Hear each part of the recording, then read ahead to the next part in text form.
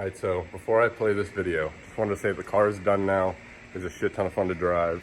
I'm gonna post more videos after this one. That's gonna be more on like what the car looks like now, because I don't want to put that in this one. And then I'll do some driving videos and some other stuff.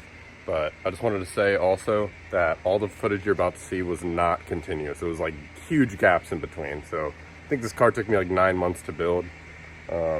But it's done now. It's a lot of fun, and stay tuned for those other videos on me driving it and just doing like a walk around and a review on it. So enjoyed the video. Thank you for watching, and if you want to follow me on Instagram, I'll put everything at the end of the video. So a couple hours ago, before I went to work, these came in the mail. These Ireland Engineering E21 brake lines, the steel braided. And then I've had this, but I've just got this clutch line in the mail from ECS the same day after I got home from work. So I just unboxed it. Looks fine. This is for an E36. The reason you need an E36 one is because if you're doing this swap, you're going to be using the E36 motor and trans. So the slave cylinder is also out of that. So you're going to need to use something that threads into the slave cylinder, and this right here threads into that hole right there. So I'm gonna make sure that fits real quick. This is a good feeling. It fits so good that I could do it with one hand, and it's my left hand too. It's not even my dominant hand. That's such a good feeling. That would never happen on a 1983 BMW. That would never happen, even if it was the right part. It would never happen. All right, so I just got off work again and came home to this. Well, it was in the box when I came home, but the harness is here. Homie hooked it up. Jake from Classic again. E36 harness for the E21. He wired everything. It's gonna be OBD2. I got my, I think the blue one's coolant temp sensor, and this one is check engine light, or vice versa. So I don't know. But everything else I just gotta plug in. It's wrapped in Tessa tape, so he already hooked it up. I'm gonna get started putting this stuff in. I'm gonna put a little time lapse.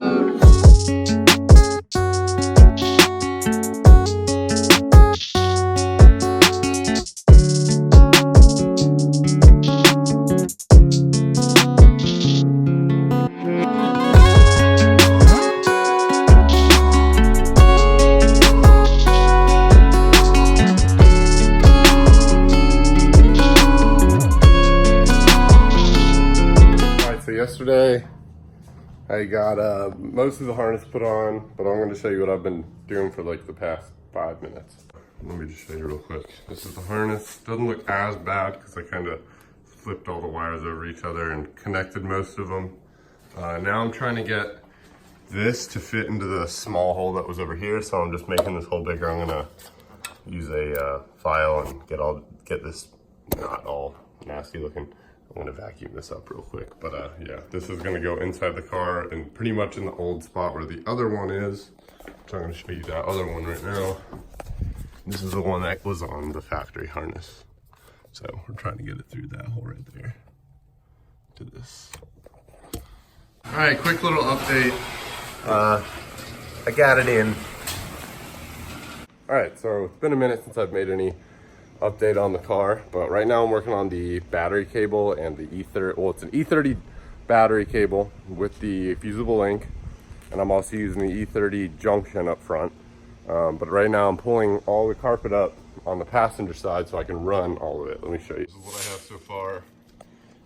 I'm running the cable through the air conditioning hole down in there. I don't know if you can really see that. Probably not. Right there. Going through the hole. I'm going to put some rubber around it so it doesn't get all cut up, but it's coming and out through there. I want to run it along the side. It has this nice little box here for the seat to mount on, so I'm going to run the cables in here, I guess, if I can, and then it'll go back under this little corner right here, if it can fit, and then I guess behind the seat, and I'll drill a hole in the back, and then I'll be able to go to the trunk, where I will have the battery sitting like right here, and I'll have a strut brace that comes and holds that. So getting some good progress. I'm gonna go ahead and get this ran, and I'll show you what it looks like when I'm done. That was a total pain in the ass. I'm just gonna show you real quick what it looks like. All right, and this is the final product. You can't really tell, minus the slight bulge in the carpet over here, but it's just chilling, you know. It's ran from the hole that I ran the harness through. I'm gonna have to figure out, you know, rubber in here so it doesn't get water inside, so that these are a little more protected from kind of rubbing up against metal. Even though I did smooth them off, they're not sharp at all anymore. I ground it down with a file, but the interior's looking really good. Put the seat back in. The back seat, I still have not put it back in because I'm still working on fuel stuff down here. But you can see the cable comes from out of here, it goes behind the seat, and then I'll show you the trunk real quick. Boom, right there. And this is long enough to reach the middle, have the negative on this side, and we'll be good. And if I have to pull it a little more through the car, I have a little bit more room to adjust, so I'm not too worried. So I also wanted to show you that if you could see, this is in gear right now. I actually got my selector rod in, so now I got gears. So that's sick too. And then what's even better, I don't know if you could see that, but an ECS box just came in. So let's open this up real quick. This should just be like spark plugs and some hoses from the intake. ECS always has like the nicest packaging. There's one hose, which I'm pretty sure I just took off in the car. Spark plugs, intake boot, some fucking flyer, the elephant trunk boot that for some reason I always bust open. This is the piece that's going to adapt from that elephant trunk boot. Can't really see it. And then here's like an elbow. So I guess that's all I got, which is pretty cool anyways, because I think that's most of the stuff I needed left. And I didn't have one of these before, but I still don't have a throttle body. And I know there's one sitting right here, but this is from an m52, and I need an m50 on, so. Closer view. This is what I got. This is going to go in the back of the intake, and this is pretty sure is going to connect to this. Not completely sure what this one does, honestly.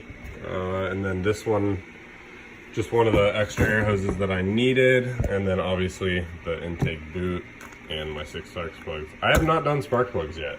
I don't know why I've been holding off on that, but I'm about to do that right now. Here are the old ones. I'm pretty glad I just put some new NGKs in there because these Bosches are shot. Actually, one quick thing. Before I open this up, I did get in the mail my lines for my brake reservoir, and I made this little makeshift bracket for now just so I can go get real thicker metal and bend one up later. But you can see these grommets are actually different than the OEM grommets. These have smaller holes. And I can put the link to this kit. This is what the E30 guys use for external tanks, because my intake is actually going to be coming right here off the intake manifold. So the boot is going to interfere with all this. So if I had like a regular tank sitting on top of these, then it wouldn't have fit. So there's 2 lines on the bottom of this that I'm going to run this hose from to each of these. I don't think it matters. And then this one right here is going to mount to this one, which is going to be for my clutch back there, or my clutch master back there.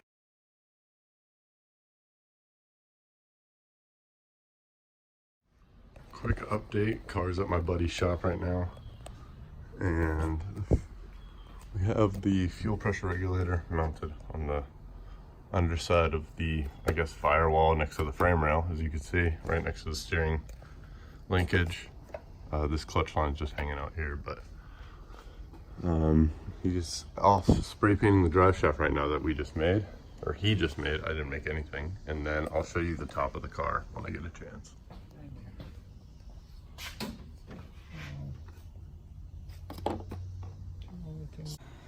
So Nick got a lot of stuff done.